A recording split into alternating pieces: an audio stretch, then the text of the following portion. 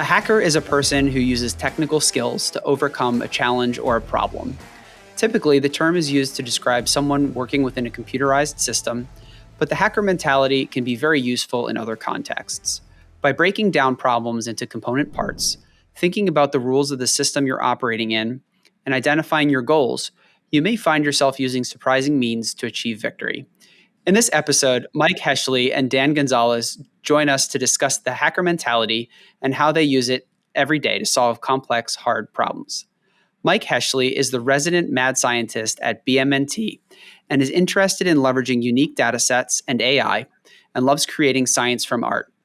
He also worked for the federal government from 2006 to 2018 in a number of roles from analyst to engineer to innovator in residence. Dan Gonzalez is the head of product at BMNT and enjoys building products and systems that improve organizations. He had spent over 15 years in the startups and innovation space, creating, making, and sometimes breaking things. Together, they're building artificial intelligence software products at BMNT to scale their team's ability to solve complex problems at incredible speed. Mike, Dan, welcome to the show. Yeah, thanks for having us. Glad to be here. Great. Well, there's a blog post that we'll link to in the show notes titled "To Solve Your Problem, Think Like a Hacker" that you'd posted on your BMNT blog that really resonated with me, and I thought it would be great to have you on the show to dig into how we can think about applying the hacker mentality to problems that are outside of traditional cybersecurity and kind of makerspace, and looking more holistically at a broader set of problems. So I'm really excited about this show. I think it's going to be great to dig in with you guys. So Mike, maybe you can get us started by telling us a little bit about how do you define a hacker and what they do? Yeah, I mean, so I think about a hacker as, and by the way, like in the federal government, I did spend quite a bit of time doing cybersecurity and offense, defense side of the house. So I certainly have experience doing kind of the real like hacker sort of stuff, right? And it's been really interesting taking that mindset of how you looking at a system and decomposing it into its atomic pieces and really figuring out what does each component within the system do? How does it act? And then how can I modify it to do something different, right, that I need to achieve some larger outcome? So something simple, could be changing an input to a system, like changing one of the variables as it comes in, or it could be something far more complicated where you're actually permuting the kind of like the base, like the physical laws, right, the operating system itself, the way that it operates, you could go after it. And we've used this kind of idea of, like really trying to decompose a problem, understand each little piece of it, and then the overall constraints of the system to say, hey, like how can we permute this in such a way that the problem becomes much easier to solve? Some problems seem absolutely impossible at the outset, but as soon as you start to decompose like this, almost always there's a pretty easy solution that gets you really close or all the way to your desired outcome. Yeah. That makes a lot of sense. And I think your background as a hacker, you're oftentimes playing inside of a system that somebody else designed. And you're thinking about, all right, well, I have these goals in mind that maybe aren't what the system designer intended.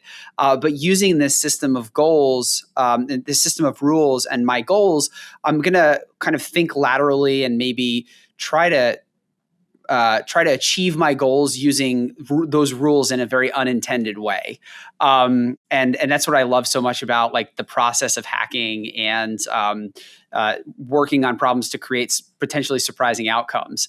And Dan, in this blog post, you guys kind of make the point that, well, while traditional settings for hackers might involve things like finding exploitable conditions in software or, modifying a finished product so that it does something different and has unintended features or is used in a completely different context.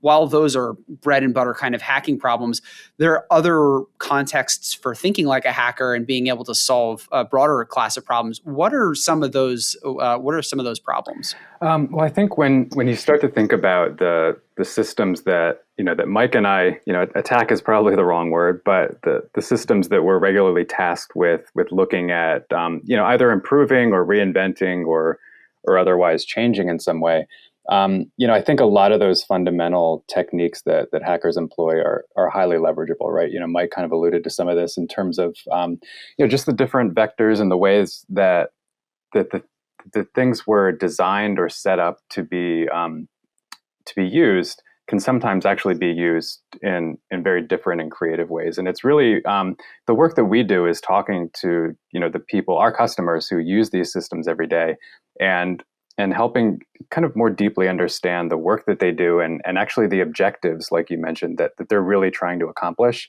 and how a lot of times these systems kind of get in the way of accomplishing those objectives, right? So it's taking a new look at, from that objective standpoint, right, looking at where they want to be, what's the quickest path to get there, right? And what things do we need to avoid in order to achieve that objective? And then what things need to be creative to enable us to either work around these existing systems or just provide a different pathway. Right. Yeah. I mean, it's such a cool insight. Like, I spent a little bit of time at Defense Digital Service when I was in uniform, and they had a job title that was bureaucracy hacker. Yeah. And the idea was, we want to achieve this outcome within the bureaucracy. We want to, get something acquired or procured, or we want to get permission to do something. And the organization itself wants you to be able to do that, but has to work within these regulations. And so thinking about how the rules are set up and how you might be able to use either, special authorities or maybe some tool that's used in a different context that maybe the designers hadn't anticipated to be able to achieve your outcome. Like, it's a totally non-technical problem. At least like it doesn't involve digital technology, but nonetheless, that like hacker mentality is a, I think like a industry spanning skill set that makes people successful in other contexts. So Mike, you had a pretty interesting clarifying example in this blog post that involved a federal government team that needed a way to analyze like very large quantities of computer forensics data. Can you maybe set us up a little bit on what that problem looked like and what the kind of high level process was? Yeah, absolutely. So this group, they got in a huge amount of this computer forensics data. And they were always in a backlog state, right? Like only more data was coming in, and they weren't getting it out of their queue any faster. But they had this really interesting constraint, which was legally they were obligated to have eyes on every piece of data, every file. They didn't have to do much with it, but they had to say that they'd basically checked each piece of data. And this meant that their triage process was pretty brutal, and they couldn't use a lot of the traditional forensics tools that bin and sort and filter and like kind of get you down to that small subset of things that you really want to take a look at. So they're really struggling because their problem space was quite unique. Most people don't have that obligation they have, or the quantity. They were in the terabytes of data, and this is a number of years ago, where that was still quite a big number for people. So we took the process, right, and really understood exactly how they went from, data comes in, what's available, what type of metadata is already extracted, what does it look like to triage that? What are they legally obligated to do? And then once it is triaged, what is the rest of the process? What does actual analysis look like, and how do they generate that intel report and going out the door to one of their customers? And we very quickly identified that the biggest pain point was really around this triage piece, where they had to look at each piece of data and they had to make some decision of whether they were going to spend further time inspecting it or not. And that's where they spent the most of their time, and they wanted to spend the most of their time actually doing the analysis on the stuff they cared about. So they were very much in the wrong place, where they were really spending more time and effort, and it wasn't providing a whole lot of value. So we basically dug into that piece, right? Like, okay, here's the pain point of how do you triage this stuff where you still have to check every piece of data. And we started using that to look for analogs, right? Like, who else in the world, right? What other problems are there where people have to look at a lot of things very quickly and make decisions based on a few data points? There's a number of different ways to solve this problem, but the one that came up as the most relevant was actually those swipe left, swipe right? That Tinder style interface. As it turns out, and I'll be honest, right, I've never actually, I missed Tinder. It was post me in that single world, but I guess it's super quick, and people are just they can zip right through a whole bunch of stuff really quickly. And they had a crazy increase in speed. They could basically, tell us the pieces of metadata to extract that were relevant for each, that would help them make a decision about each piece of data, whether they wanted to, go back and spend more time or not. And they could just rip through data with this sort of interface. And we ran some tests, right, to validate that. Put some real data in, have the analyst test it, one way, another way, and the new way and the old way. And it was pretty amazing how quickly the entire organization bought into this thing that sounds terrible, right? We're using Tinder for forensics, but in the end, they loved it. Yeah, it worked really well. Yeah, it's such a great story. And I think it's also a really good showcase of not only thinking like a hacker, but thinking like a product owner. And, Dan, I know this is something that you do at BMNT is trying to identify user problems and then bringing technological solutions to bear on those user problems, but it's always in a very user focused and user centric way, right? And what I think so interesting about this particular example is that you bridged a gap between something that very technical engineering minded folks do, which is system decomposition and thinking about, all right, what are all the subsystems here and how are they interacting? And if you're doing a traditional hacking thing of trying to subvert a system, you might say, okay, well, I think this particular interface is probably likely going to have the right undocumented features for me to be able to get what I want, or like do some analysis of the attack surface and have that very kind of engineering oriented analysis of the system. But product starts from a different perspective, right? Product is always looking at the user and saying, what is the user's problem here, and how do I solve that problem with technology? So when you were solving this problem, Dan, like how did you think about rectifying the very clinical kind of system decomposition part of it with the much more user involved kind of user research and problem discovery? Yeah, I think, for us, it really just started with having the right people in the room, right? So that the people like the analysts that Mike spoke of, and just listening to them talk about their work and the pain that was involved in their day-to-day work, right? Having to sift through, we're talking about a, period of time where, we have like literal hard drives coming back from wherever they're coming from, full of gigabytes of data, whether that's, pictures or text or other, various types of files, and not having a really good triage for them, right? So, you can imagine maybe an image is a pretty quick glance for most people. You can look at an image and say, that's interesting, not interesting.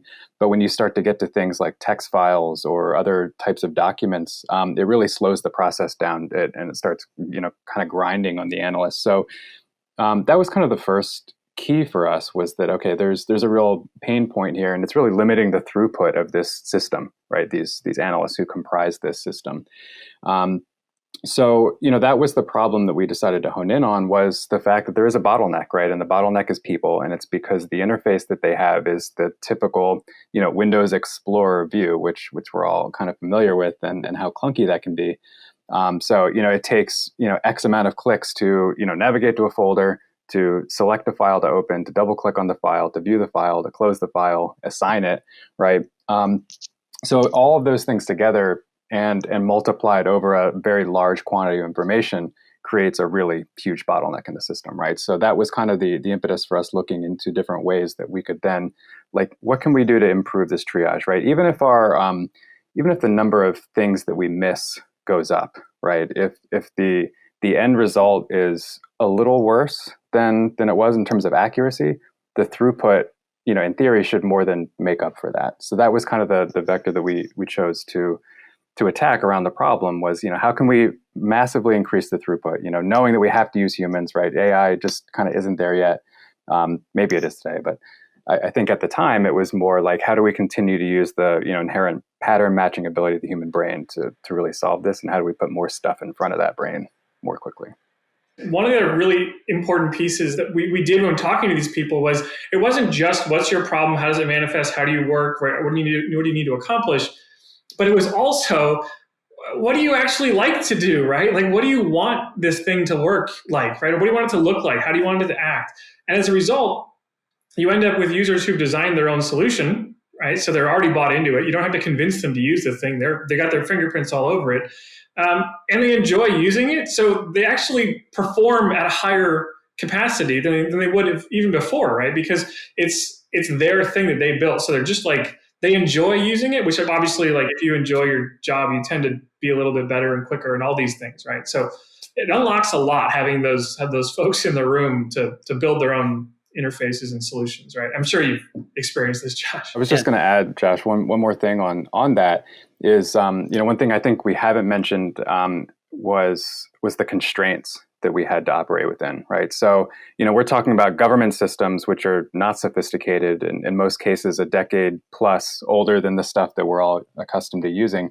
So we're talking about technology like Microsoft SharePoint and Windows Explorer, and so we, in a way, we had to constrain whatever solution we were going to come up with to be able to operate within that environment.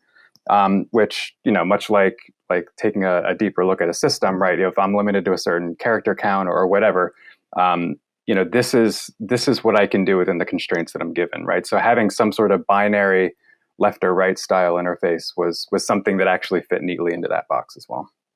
And what was it makes so much sense now that you mention it, that there is a parity between the problem that Tinder is solving and the problem of triaging documents into interesting, not interesting. But like, what was the process on your end to making that association? Did you have sort of like an inventory of different kinds of apps that you've thought about ahead of time and had experience with? Was it sort of a more creative art form of saying, wow, this is a really unique kind of interesting problem, and just brainstorming and being creative until you happened upon Twitter? What was the process? Or sorry, Tinder. Yeah. It's great because, there's, when we do these sort of interactions with the government folks, we actually have like, I think it's like going to be a 10 or 15 minute session where we just basically show them the world. Like, hey, there's a couple things out there. Like, I'll go and find a few really interesting, we would call like highly orthogonal pieces of tech, right? Things they would never consider looking at, just to kind of like free their mind, right? Like Neo in the Matrix, like kind of like you can see the code a little bit. And then we give them 15 minutes in the internet. We say, go find stuff that you think is interesting. And they'll come back with stuff that we would never find ourselves, because they start to see what that space of, they decompose the problem down to that fundamental understanding of, I need to make, it's no longer triage of cyber forensics data, right? It's 100%, I need to make very quick decisions about very small pieces of data. Yes, no, right? I just like, once they have it in that kind of, it's kind of like middleware, right? Like it's not a solution. It's no longer a problem. It's just this like very clear, like first principles description of a process.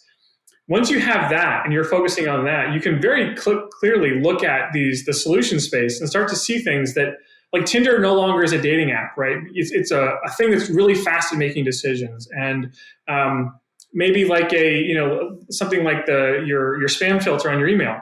It's another, like, that's no longer a spam filter for email. It's a thing that looks at text and makes really quick decisions based on how I've trained it, right? Like you just kind of see the world through the lens of that problem. Some people are better at this than others, quite frankly, right? It's I'd say the hacker mindset people are way better at this. And most people can get okay at it with a little bit of effort. But I don't know, Dan, if you have any separate opinions on this. But. Yeah, I was just going to note, as part of that, one of the things that we started to do years ago with our customers was help them essentially templatize a way to describe their problem, right? So one of the things that we do, kind of broad scale across the company, and all of the things that we do is this process called problem curation, right? Which is really just abstracting a problem down to its core components so that it can be communicated to other people, right? Because when you can talk about a problem to your grandmother, that at that level, you're able to much more broadly describe what you're working on and have other people provide input that's actually useful and actionable. So as part of that, right, distilling a problem down to those core components and making it, plain English language, easy to read, you can then kind of pull yourself back up to like this 30,000 foot level and say, okay, what are products out in the world, that are free from the constraints that I have that address this problem at its core, right? So forget the context, forget that I'm sitting in a dark room somewhere, right? So, if my problem is being able to quickly, visually, as a human, look at two things and decide which one is better, what products exist that attempt to solve that, free of context? And that's where you can start to stumble upon, the dating app stuff and different instances where people have built things that's more contextually specific, but that you might be able to, like in our parlance, we call it beg, borrow, and steal, right? That you might be able to borrow something or leverage some work and thinking that somebody's already done. Yeah, I mean that makes so much sense, and I think it's there's a balance between having like a rigorous framework for how you think about and solve these kinds of problems, and giving yourself creative space to find very innovative solutions and think laterally about problems. I know this is even more important in the government, where you guys spend a lot of your time building tech and solving um, problems, both big and small problems, because the government sort of has its own unique constraints about the way that it can acquire things, the way that you can deploy solutions. There are restrictions on the kinds of networks. You've got classification issues, and so there's a whole like layers and layers of friction on top of like building what would otherwise sometimes be simple technical tools. So give me a sense of how rigorous is your template when you're going to government customers and solving these problems. Is it generally a pretty loose process, or do you have like a workflow that you typically use? Yeah, so we definitely have a workflow that we use. We have our I'd say like pre-COVID, we did a lot of workshops as a company, right? Come together for 2 or 3 days, and we had a process that we would facilitate a group through. And quite frankly, something like having people go out on the internet and look for interesting tech to be inspired by, or to like let's take the way that the Tinder does this. Or I'm not going to take Tinder. I'm not going to buy Tinder, right? But instead, I'm going to just use the way that they interact, right, with the user interface. I'm going to borrow that. We don't do that until later on, because we actually spend most of the first couple days, or the first couple, probably the first day and like the first half of the second day, kind of just getting them in the right mind space, right? And a lot of that is talking through the problem, doing a bunch of different activities that gets them to, like we talked about, decompose that problem, kind of get input from the group as to what they really want to focus on, understand that workflow. So that has been something that we've trained a bunch of our facilitators on. We do it pretty frequently. We still do it virtually now. But it's something that Dan and I are starting to chip away at and see if we can actually automate a lot of this, right? Can we look at the components that we're trying to, use to accomplish some greater outcome? And what if we, took the same approach and we decompose this entire process that we used to do in person in 2 days? Let's decompose it down into constituent pieces and say, what can we do? What's the best way to deliver this outside of an in-person event? And so, our first example is something like just running an accelerator that takes, 5 weeks, and it's, much more asynchronous. That's an example, but it could also be done through software, right? Where, we're working on a chatbot that goes out and talks to everybody, and it understands how each person feels individually, right? And that's just another way to interact with a number of people and learn what their opinion is on a thing, get some feedback, but also feed information back to them. So I'm sure Dan has a very different answer as well, by the way. I think, a lot of what we've seen, and I'm sure this exists across the commercial space too, but specifically within government, is that COVID really compressed this timeline of digital transformation for a lot of organizations, just out of necessity, right? They literally overnight, a lot of people had to figure out how to get work done outside of government systems, right? Outside of formerly, non-allowable or allowable technology stacks. So it created a really interesting window of opportunity for us specifically, opportunity, but also a pain point to be solved, right? So kind of 2 for 1. And what that forced us to do, as Mike kind of alluded to, was find a way to reach a massively distributed workforce and still capture all this information that we're accustomed to capturing in the same rigorous kind of way, but to do it, asynchronously, remotely, over an unknown tech stack, and a whole bunch of other variables that compounded. And essentially what we built, like Mike mentioned, was a kind of a conversational AI front end that would go out and talk to people and ask them a series of pointed questions that aim to really capture those tenets that we mentioned before, right? Those core atomic pieces of what comprises a problem that over the years we've kind of crafted as part of our trade craft and used to really decompose problems. And what we found was that people were A, receptive to it, B, were intrigued by the fact that, we could do it this way. And then on the output side, the leadership side, who was actually the recipient of all of this information, it actually produced some really, really interesting results. And it kind of gave them a view of their organization and their teams that they hadn't had before, right? Think of it like a transparency layer on top of their own view, right? Because any organization's leadership has a view of how they think that organization works. But oftentimes, anybody who's worked in a large organization knows that's not always the most accurate view of the org. So we were kind of able to give them a different view of like where people's heads were at, where the friction points and the challenges were. And it just created this really interesting and new conversation with our customers that continues to be really inspiring in a lot of ways. So I know you do more or less exclusively government work, and doing business with the government and solving government problems has,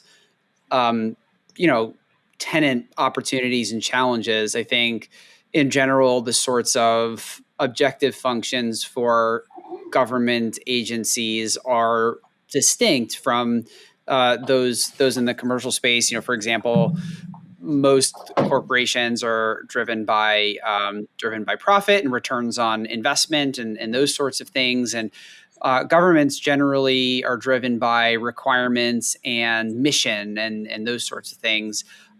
Do you see any particular kind of accommodations that you need to make in your process of how you solve problems for the government that maybe are unique or distinct from how you might do the same thing for a commercial organization? Yeah, I think, and Mike, I'd welcome your view too. It started pretty early on with Pete, our CEO, and the early work that he did with Steve Blank in repurposing a lot of Steve's foundational startup methodologies and reorienting them toward more mission-driven organizations, right? Because things like the business model canvas and all these startup tools that a lot of startup founders are accustomed to using, like you pointed out, Josh, are not really well suited for organizations where profit is not the driving motive. So for us, philosophically, it started way back then, right, with the advent of things like the mission model canvas, which is intended to be the driver behind proposing new business ideas or new product concepts in a mission-driven context. So that's kind of where it started for us. Mike, anything to add to that? Yeah, I think, just kind of getting, Josh, to your specific question around, do we think that what we're doing applies into industry, the way that we work in government?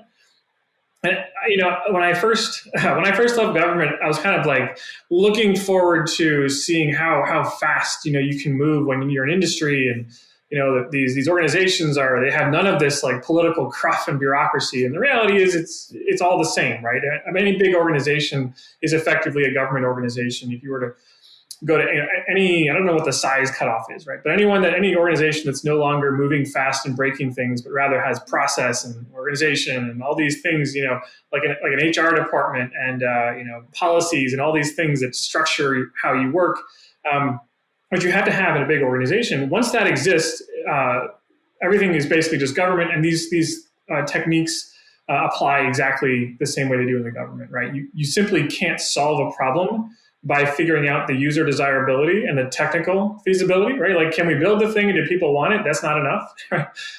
Does anybody in the organization actually want to support this thing, right? That's always the biggest blocker in government, and it's the same thing in any large or medium-sized company for that matter. So yeah, I think it's a quite strong correlation or corollary to bring it into industry.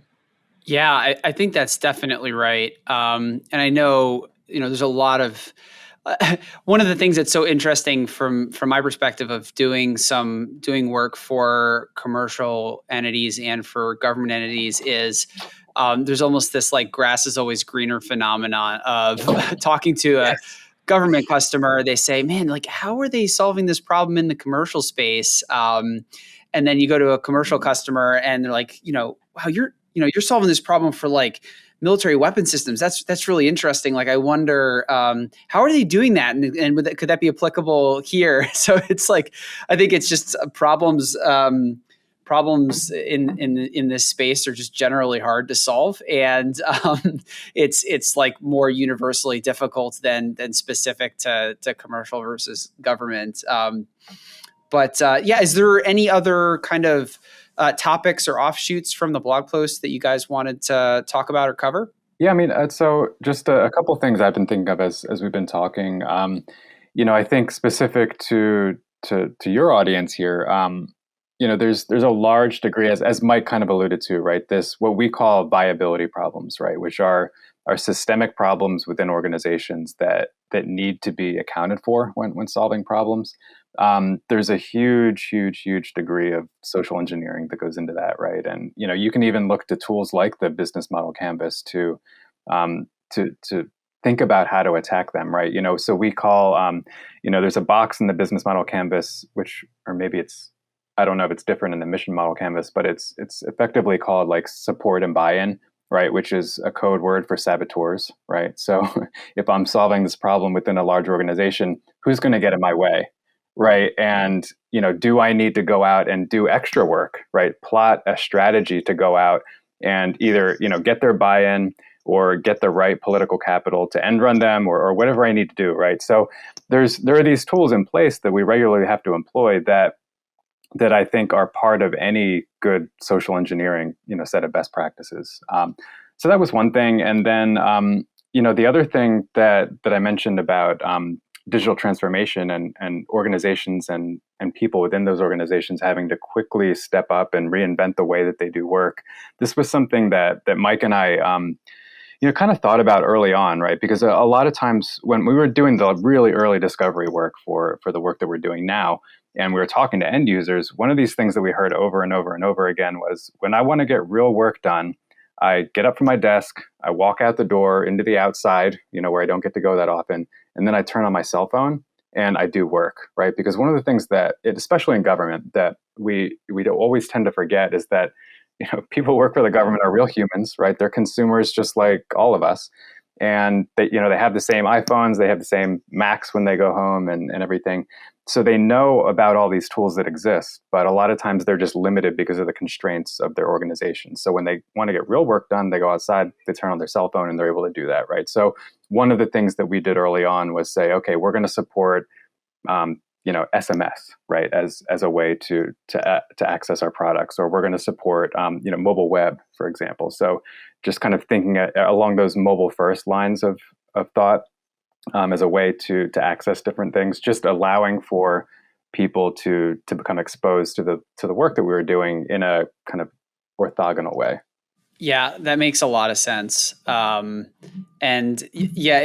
know, Mike, you spent a lot of time in SCIFs and disconnected from the world and having to work around some pretty locked down IT infrastructure.